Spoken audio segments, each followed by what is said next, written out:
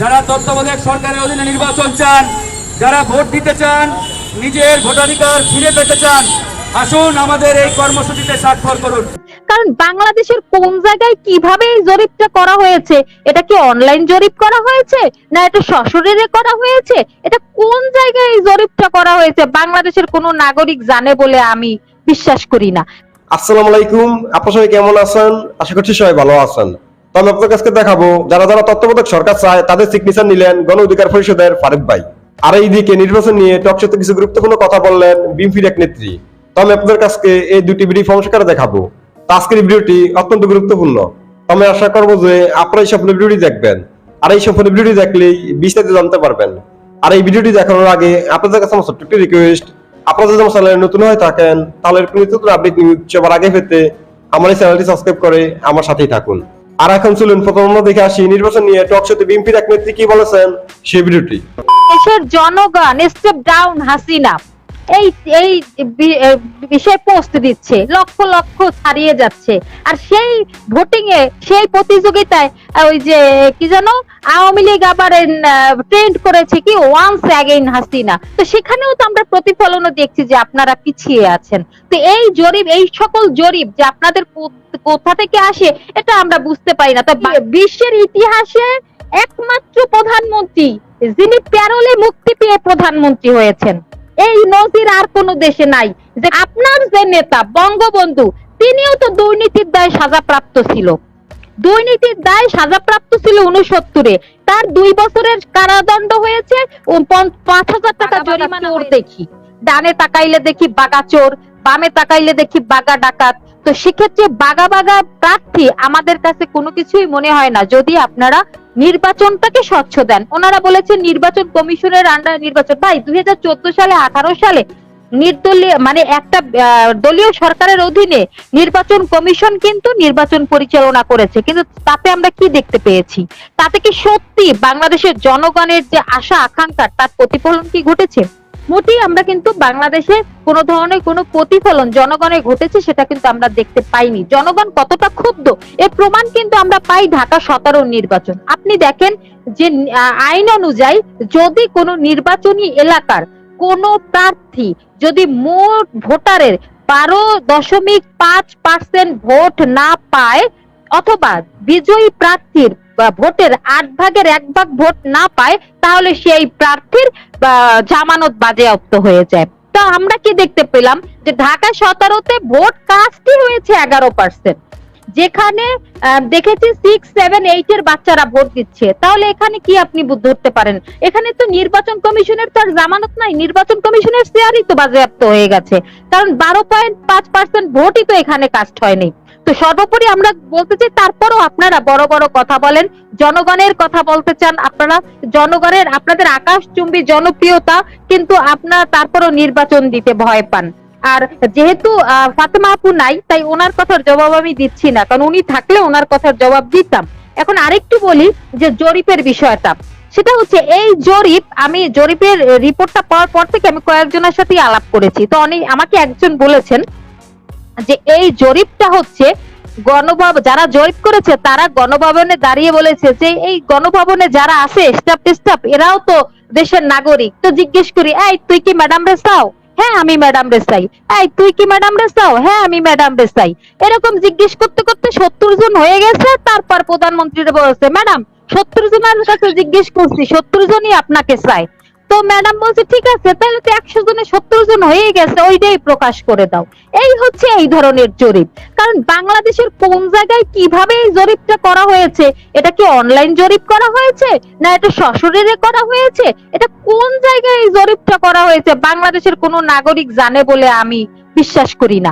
কারণ আমরা ফেসবুকে দেখি যে দেশের জনগণ স্টেপ ডাউন হাসিনা এই এই বিষয়ে পোস্ট দিচ্ছে, লক্ষ লক্ষ ছাড়িয়ে যাচ্ছে।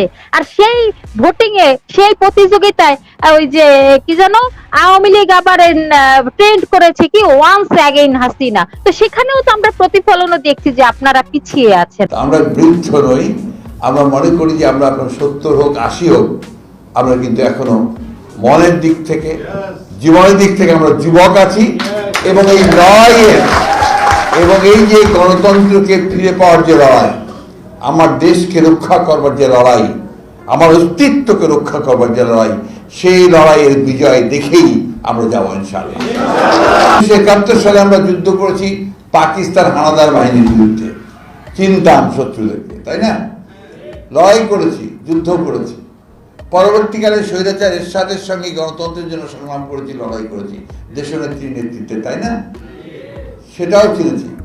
কিন্তু এখনকার যে লড়াই, এই লড়াইটা হচ্ছে ফ্যাসিবাদের বিরুদ্ধে। ফ্যাসিবাদ হচ্ছে মানব জাতির সভ্যতার গণতন্ত্রের সবচেয়ে বড় শত্রু।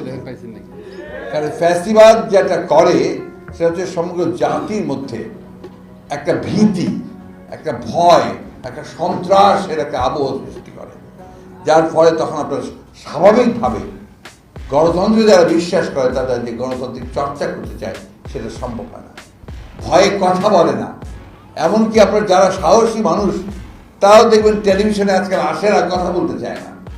রেড করে পুলিশ, রেড করে যদি আপনার যাকে রেড করতে গেছে, যাকে অ্যারেস্ট করতে গেছে, তাকে না পেলে তার স্ত্রীকে নিয়ে যায়, তার বোনকে নিয়ে যায়, তার ভাইকে নিয়ে যায়, বাবাকে নিয়ে যায়। এটা এটা এটা এটা কোন দেশে, কোন সমাজে হতে পারে বলেন? তাতেও তাদের ভয় যায় না। তারা তার অরাজনৈতিক সহধর্মিনী ডক্টর জুবাইদাকে পর্যন্ত শাস্তি দিয়েছে। 40 লক্ষ মানুষের বিরুদ্ধে মামলা, দ্রুততার সঙ্গে মামলা শেষ করতে যাচ্ছে আমাদের নেতাদের। ইতিমধ্যে অনেক কজন নেতাকে শাস্তি দিয়ে দিয়েছে, সিনিয়র লিডারদের, ইনক্লুডিং আমাদের স্থায়ী কমিটির সদস্য। আমাদের সাতক্ষীরার নেতা হাবিবকে তাকে 70 বছর কারাদণ্ড দিয়েছে। ঈশ্বরদী আমাদের নেতাদেরকে 9 জনকে মৃত্যুদণ্ড দিয়েছে। এই গত পরশু আমাদের ঢাকার 27 জনকে 2 বছর করে কারাদণ্ড দিয়েছে। একটাই কারণ যে এদেরকে কোনো মতেই নির্বাচনের আগে বাইরে রাখা যাবে না। নির্বাচন যদি তত্ত্বাবধায়ক সরকারের অধীনে বা একটা নিরপেক্ষ সরকার অধীনে হয়, এরা বাইরে থাকলে সেই নির্বাচনে অবশ্যম্ভাবী আওয়ামী লীগের পরাজয় হবে। 28 তারিখে ঢাকায় যে মহাসমাবেশ হয়েছে, স্মরণকালের সর্ববৃহত্তম সমাবেশ হয়েছে, এবং এই সমাবেশ সাধারণ সমাবেশ ছিল না, এটা ছিল একটা স্পিরিটেড সমাবেশ। একটা লোক আমরা বৃষ্টির মধ্যে উঠে চলে যায়নি, একটা লোক রোদ্রের মধ্যে উঠে চলে যায়নি, তাই না? সেই সমাবেশটাকে আজকে হয়েছে 29 তারিখের প্রোগ্রামটাতে আপনার, আমি মনে করি যে এটা আমাদের আরো বড় বিজয় অর্জন হয়েছে। কেন? যে ওই 29 তারিখের প্রোগ্রামের মধ্যে দিয়ে প্রমাণিত হয়েছে যে সরকার যে কোনো শান্তিপূর্ণ কর্মসূচি করতে দিতে চায় না, গণতন্ত্রে বিশ্বাস করে না, তাদের যে কোনো শান্তিপূর্ণ কর্মসূচিকে আক্রমণ করে, টিয়ার গ্যাস, গুলি সব কিছু দিয়ে আক্রমণ করে, তা আজকে বিশ্ব বিবেকের কাছে প্রমাণিত হয়ে গেছে। পৃথিবীর সব কয়টি পত্রিকাতে এই ছবি ছাপা হয়েছে, পৃথিবীর সব কটি চ্যানেলে এসছে যে বাংলাদেশে গণতন্ত্র নেই, বাংলাদেশের মানুষ গণতন্ত্রের সংগ্রাম করছে, এবং সেখানকার গভর্নমেন্ট তারা তাকে দমন করবার জন্য গুলি, গ্যাস, টিয়ার করছে। তাই বন্ধুগণ, আমাদের হারাবার কিছু নেই, আমাদের আছে এখন শুধু জিতবার, অর্জন করবার। ইনশাআল্লাহ আজকে আমরা যেভাবে সবাই নামতে পেরেছি, সেই আপনি শুধু এখন শুধু বাংলাদেশের মানুষের আমরা নই, আর বিশ্ব বিবেক জেগে উঠেছে। তারা পরিষ্কার বলছে যে বাংলাদেশে একটা সুষ্ঠু নির্বাচন হতে হবে, বাংলাদেশে মানবাধিকার লঙ্ঘন হচ্ছে তা বন্ধ করতে হবে, এবং এই নির্বাচন হতে হবে অবাধ, সুষ্ঠু এবং অংশগ্রহণমূলক। পরিষ্কার করে বলছে, তাই না? সুতরাং আজকে তো শুধু আমরা নই, আমাদের সঙ্গে গণতান্ত্রিক বিশ্ব রয়েছে বন্ধুগণ। সুতরাং আমাদের মনের মধ্যে সমস্ত জোর নিয়ে এসে সর্বশক্তি প্রয়োগ করে অতি অল্প সময়ের মধ্যে এদেরকে পরাজিত করে আমাদেরকে জনগণের একটা সরকার প্রতিষ্ঠা করতে হবে। আপনারা অতীতে পেরেছেন, আপনারা ভবিষ্যতে পারবেন, এই বিশ্বাস আমাদের আছে। আমাদের কাজ একটাই, তরুণদেরকে উৎসাহিত করা, তরুণদেরকে জাগ্রত করা, তরুণদেরকে উজ্জীবিত করা। এই কাজটা আপনারা করতে পারবেন বলে আমি বিশ্বাস করি, এবং আমার বিশ্বাস ইনশাআল্লাহ খুব অল্প সময়ের মধ্যেই আমরা বিজয় অর্জন করব। তত্ত্বাবধায়ক সরকারের দাবিতে আমাদের যে গণস্বাক্ষর কর্মসূচি, এই গণস্বাক্ষর কর্মসূচির আজকে ৫ম দিন আমাদের চলছে। আজকে দেখতে পাচ্ছেন পুরানা পল্টনের যে দৈনিক বাংলা মোড়, এই দৈনিক বাংলা মোড়ের এখানে আমরা আমাদের যে বুথ, আজকে এখানে বুথ বসিয়েছি। এই যে মানুষজন দেখেন প্রণোদিত হয়ে তারা কিন্তু আমাদের এই গণস্বাক্ষর কর্মসূচিতে তারা স্বাক্ষর করছে। আমরা আসলে এই যে গণমানুষ দীর্ঘদিন ধরে দাবি জানিয়ে আসছে যে তারা তত্ত্বাবধায়ক সরকার ছাড়া কোনো নির্বাচন চায় না, তারা তত্ত্বাবধায়ক সরকারের অধীনে নির্বাচন চায়। এই তত্ত্বাবধায়ক সরকারের অধীনে মানুষের যে লিখিত সম্মতি, সেই লিখিত সম্মতিটাই আমরা সংগ্রহ করতেছি। আজকে আমাদের পঞ্চম দিন, আমরা টার্গেট নিয়েছি সারা বাংলাদেশে 10 লাখ মানুষের স্বাক্ষর আমরা সংগ্রহ করব। এই 10 লক্ষ মানুষের সম্মতি নিয়ে আমরা আমাদের যে উন্নয়ন সহযোগী দেশগুলো রয়েছে, বিশেষ করে জাতিসংঘ, আমেরিকা, ইউরোপীয় ইউনিয়ন সহ বাংলাদেশের নির্বাচন কমিশনে আমরা জমা দিয়ে তাদেরকে বলবো, দেখুন 10 লাখ মানুষ লিখিত দিয়েছে তারা তত্ত্বাবধায়ক সরকার ছাড়া কোনো নির্বাচন এদেশে চায় না। তারই ধারাবাহিকতায় গণস্বাক্ষর কর্মসূচির আজকে পঞ্চম দিন। এই যে দেখতে পাচ্ছেন আমাদের ভাইরা, কৃষক, শ্রমিক, ব্যবসায়ী, চাকরিজীবী, সবার মুখে মুখে আজকে কিন্তু একটাই দাবি, তত্ত্বাবধায়ক সরকার চাই। এই যে ভাইরা রয়েছে সবাই, আপনাকে তত্ত্বাবধায়ক চান? ভোটাধিকার চান? আপনারা ভোট দিতে চান? 14 সালে ভোট দিতে পেরেছেন? 18তে? এই যে দেখেন মানুষজন সবাই বলছে 18তে আমরা ভোট দিতে পারি নাই, 14 সালে ভোট দিতে পারি নাই, আমরা আগামী 23 সালে ভোট দিতে চাই। কি বলেন? তার জন্য তত্ত্বাবধায়ক সরকার চাই। আমরা যারা তত্ত্বাবধায়ক সরকার চাই, এই যে মানুষজন দেখেন, কাউকে কি আমরা এখানে ডেকে এনেছি? জোর করে এনেছি? আপনারা নিজ দায়িত্বে আসছেন। এই যে মানুষজন আসছে, এই যে স্বাক্ষর করছে, এই যে দেখেন, এটাই হচ্ছে এদেশের গণমানুষের যে মৌন সম্মতি, এটাই আমরা চাই, লিখিত সম্মতি। তার ওই ধারাবাহিকতায় আমাদের এই কার্যক্রম চলছে। জি,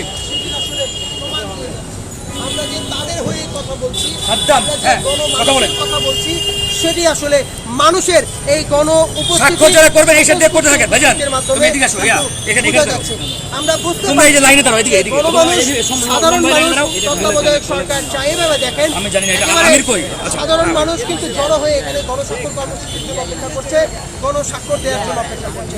তারা বুঝতে পেরেছে যে বাংলাদেশে এদিকে নাও। অবাধ, সুষ্ঠু, গ্রহণযোগ্য নির্বাচনের জন্য সবচাইতে গ্রহণযোগ্য নির্বাচন এটা বন্ধ করেন না আগে, এই পাশে খুলেন কেন? দাঁড়ান, একটু পরে করেন।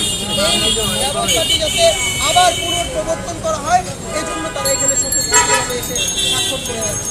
আপনারাও যারা মনে করেন তত্ত্বাবধায়ক সরকার ব্যবস্থাটাই হচ্ছে নির্বাচন আয়োজনের জন্য বাংলাদেশের সবচেয়ে গ্রহণযোগ্য একটি সরকার ব্যবস্থা, আপনাদেরকেও আমরা অনুরোধ করছি যারা দেখছেন আমাদের এই কর্মসূচিটি ছড়িয়ে দিবেন। আমরা টার্গেট নিয়েছি 10 লাখ মানুষের এই স্বাক্ষর আমরা সংগ্রহ করব। যারা তত্ত্বাবধায়ক সরকার চান, তত্ত্বাবধায়ক সরকারের অধীনে নির্বাচন চান, আসুন আমাদের এই গণস্বাক্ষর কর্মসূচিতে আপনারা স্বাক্ষর করুন এবং আপনার সম্মতি প্রদান করুন। এখনকার মতো বিদায় নিচ্ছি, আবারও ইনশাআল্লাহ।